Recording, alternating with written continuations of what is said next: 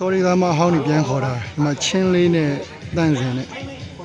ဒီသူတို့ညကောပါမှာပေါ့ဂျာစီတစ်နဲ့ကန်ဂျာစီတစ်ဆိုတော့ဟို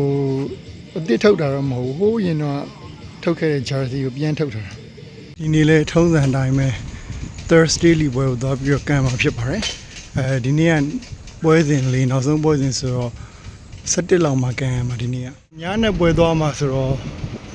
ဟိုနည်းနည်းမှောင်းနေပေါ့ကန်တာလဲ17မှာကန်မှာခု9နာရီထိုးနေ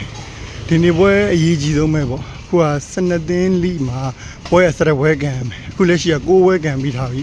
9ပွဲမှာအဆင့်1ဖြစ်မယ်အဆင့်1နဲ့3နဲ့မှာအမှတ်2ပြီးတော့အဆင့်1ဖြစ်နေတဲ့သင်းရှိတယ်တပွဲရှုံးပြီးတော့အဆင့်3ဖြစ်နေတာလည်းရှိတယ်အဲ့တော့ဒီနေ့ပွဲကအဲ့2နဲ့3နဲ့ကဟိုက်မကန်သေးတဲ့ပွဲရှုံးထားတဲ့သင်းနဲ့တွေ့ရမှာအကယ်၍သူတို့ကိုနိုင်လိုက်တယ်ဆိုရင်တော့ဟိုနောက်ဆုံးတစ်ပွဲနိုင်လိုက်တဲ့လုံးဝချန်ပီယံဖြစ်သွားပြီအကယ်၍သူတို့ကိုရှုံးလိုက်မယ်ဆိုရင်ပွဲပြီးတဲ့ခါအဆင့်ရ2လဲဖြစ်သွားတယ်နဲ့3လဲဖြစ်သွားတယ်နဲ့လုံးဝရှုံးလို့တော့မရဘူးဒီတဲ့2နဲ့3နဲ့တဲ့အသင်းကိုတွေ့မှာဖြစ်တဲ့အတွက်ကြောင့်အဲ့ဒီနေ့ပွဲနိုင်မှရရေးတယ်ပြီးတော့ကိုယ်ကစားသမားတွေကလည်းအားလုံးမလာနိုင်တော့ကြတော့အပြင်ကစားသမားတွေနဲ့ဆက်ပြီးတော့လူခေါ်ထားတယ်အဲ့နေရင်တော့ကွင်းရောက်တော့မယ်ဒီချိန်ဆိုပထမဝဲပြီးလို့ဒုတိယဝဲစနေလောက်ပဲသူက9နာရီစရဲဆိုရင်မဲ့ဟိုစပထမဆုံးကနေဝဲနောက်ကြတယ်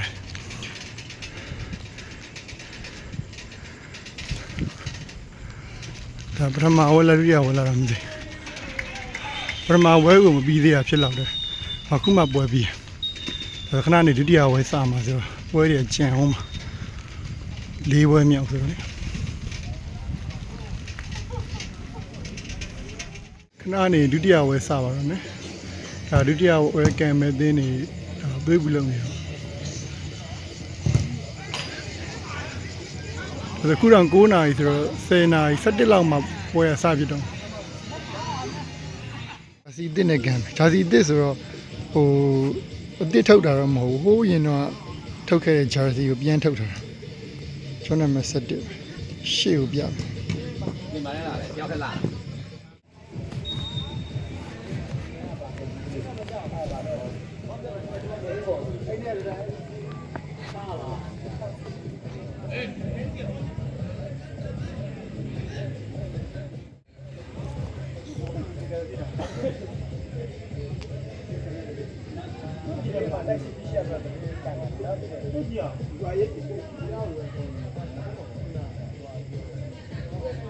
တတိယပွဲကန်နေပြီဒါပြီးရင်တော့ပွဲစားတော့မှာ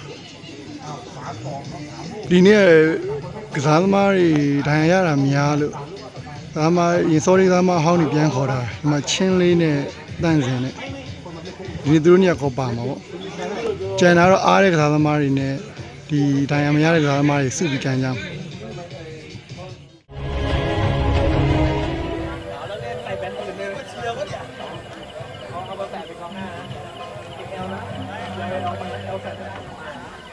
เราคนไทยเราใช้แรงงานเขาต้อง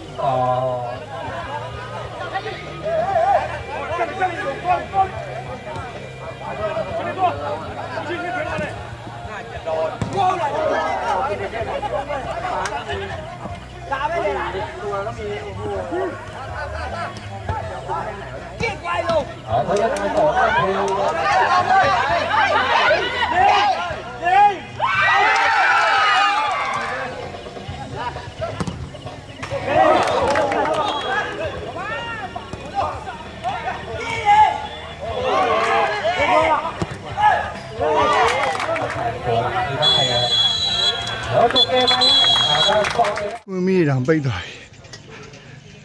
တော်သေးတယ်ဒီနေ့3-1နဲ့နိုင်လိုက်လို့ပထမပိုင်းဇီးတီကြာနေဒုတိယပိုင်းစေးစား1စီးနဲ့ရှုံးပြီးမှနောက်ကနေပြန်လာဒီနေ့တော့ပထမပိုင်းခဏ1ကန်လိုက်ရတယ်ဒီမှာမကန်ရတာများနေပွဲနည်းနည်းများနေမကန်ရအဲနောက်ဆုံးတစ်ပွဲကြံမယ်ကြံတဲ့တစ်ပွဲနိုင်နေဆိုရင်အမှတ်တူတဲ့သင်းရဲ့ဂိုးစောင်းတော့ကြည့်အောင်အခုကအသင်းနှစ်ကအသင်းနဲ့ကန်တာသူတို့ကနှစ်ပွဲရှုံးဖြစ်သွားပြီဆိုတော့နောက်တစ်ပွဲနိုင်တယ်သူတို့ကဘလို့မှဟိုချန်ပီယံဟိုစိန်ခေါ်လို့မရတော့အမှတ်တူတဲ့သင်းရှိတယ်သူတို့အသင်းကတော့နောက်ထပ်3ပွဲလောက်ကြံအောင်မယ်ထင်တယ်အဲဒီ3ပွဲမှာသူတို့ဂိုးတစ်ချက်ကြည့်ရမယ် အခုလက်ရှိကဂိုးကအဲ့30နီးလောက်တော့ဂိုးပြတ်နေရောဂိုးကဟာချက်ကဒါပေမဲ့သူတို့က3ပွဲကန်ရမယ်ဒီ sorry က1ပွဲကန်ရမယ်အဲ့မှာသူတို့3ပွဲကန်လို့ရတဲ့ဂိုးရေအတွက်နဲ့ပြန်ကြည့်ပြီးမှအမတ်က2နေရဆိုတော့ဂိုးတာတဲ့တင်အနိုင်ရမှာချန်ပီယံဖြစ်မှာပေါ့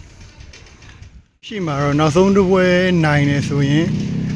ချန်ပီယံဖြစ်တယ်ဒါပေမဲ့အမတ်တူတဲ့တင်တစ်ခုစိုးရင်ရတာက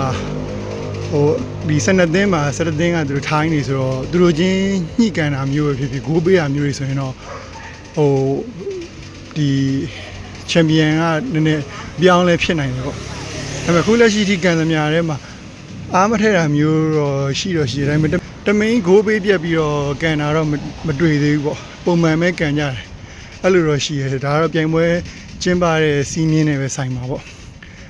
ဒါဆိုနောက်ပိုင်းသူတို့ဒုတိယကတ်လိုက်နေတဲ့အမတ်တူအသင်းနှစ်ပွဲကိုတစ်ချက်ဆောင်ကြည့်ရမယ်သူတို့တွေဂိုးဘယ်လိုပြတ်မလဲပေါ့ဂိုးတအားပြတ်သွားရဲဆိုရင်တော့ဘယ်လိုနေအသင်းကချန်ပီယံမဖြစ်တော့ကာသာပရိပွဲတော့ပြီးသွားပြီဒီတစ်ပတ်တနင်္ဂနွေရတော့ဘယ်မှာကန်ရမယ်မသိသေးဘူးခုလက်ရှိထိတော့အသင်းကလည်းပွဲဝင်ထားတယ်လို့မကြားသေးဘူးတခြားအသင်းမှာပဲသွားကန်တာလည်းဖြစ်ရင်ဖြစ်မယ်မနေ့ပြန်တော့မနေ့ပိုင်းက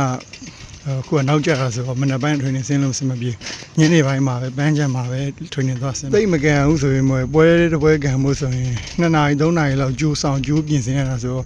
နောက်ရ training ပြန်ဆင်းဖို့တော့အဆင်ပြေချင်မှပြေအဲ့တော့မနေ့ပိုင်းမဆင်းတော့ပဲညနေပိုင်းမှာပဲဒီပန်းချမ်းမှာဆင်းတော့ခဏနေဆောင်ရောက်တော့မှာဒီ blog လေးရောက်တော့လောက်ပါပဲကြည့်ရှုပေးတဲ့သူအားလုံးကိုကျေးဇူးတင်ပါတယ်